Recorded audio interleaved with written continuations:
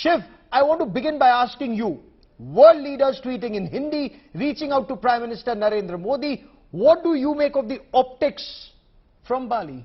You know, the optics couldn't have been better as far as India is concerned, Gaurav. Of course, there will always be those who say, this is a turn-based presidency of the G20, etc. But the context in which India ascends the presidency of the G20 is something that can't be ignored. The world is going through a historic, difficult time, a time of war, a time of, hopeful renewal. There's a recession facing the world. There are multiple crises facing every possible country. And India is looked upon quite unanimously from across the world as a stabilizing force, an oasis amidst a great deal of chaos, especially in this part of the world. And the optics totally reflected that.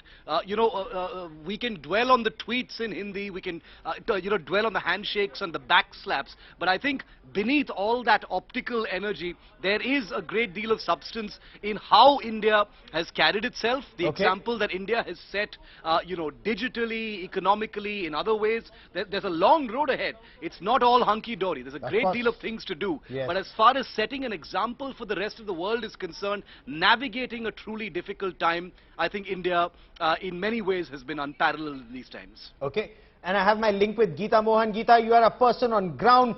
Let's move beyond the optics, Geeta. India worked hard to break this deadlock, including on Russia and Ukraine. India ensured this summit wasn't about blaming any particular country, but trying to ensure that the world comes together to find solution, whether it's on energy or food supplies. What's the buzz on ground around India?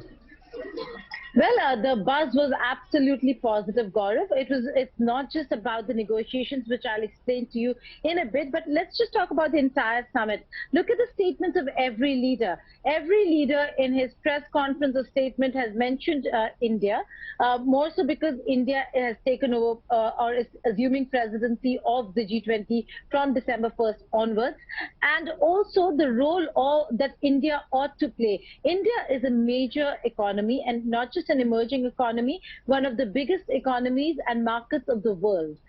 India has made its place and it's standing, and that's why there was a lot of positivity surrounding the idea of India assuming presidency of 2023. While Shiv was talking about setting examples, Indonesia also set an example, Gaurav, and took a leaf out of Prime Minister Modi or India's book of how lifestyle for environment should be implemented on the ground. The entire G20 summit, the focus over here for Indonesia was the messaging: electric cars, electric bikes, no plastic, ensuring that they talk about climate change and environment.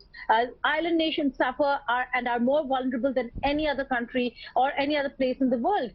Prime Minister Narendra Modi really talking about that, and every leader saying that they're looking at India. India today, with that document, the outcome document where you spoke of the statement, the phrase, it is not an era of war, that has been incorporated, clearly shows that the voice of reason, the voice of peace, Gaurav, today is India. It stands in between the extreme West and the and Russia and Ukraine when it comes to Russia and the war, the ongoing conflict. So clearly a voice of reason, negotiation, India diplomacy, is the voice dialogue of reason, diplomacy, as Geeta puts it. Geeta, stay with me.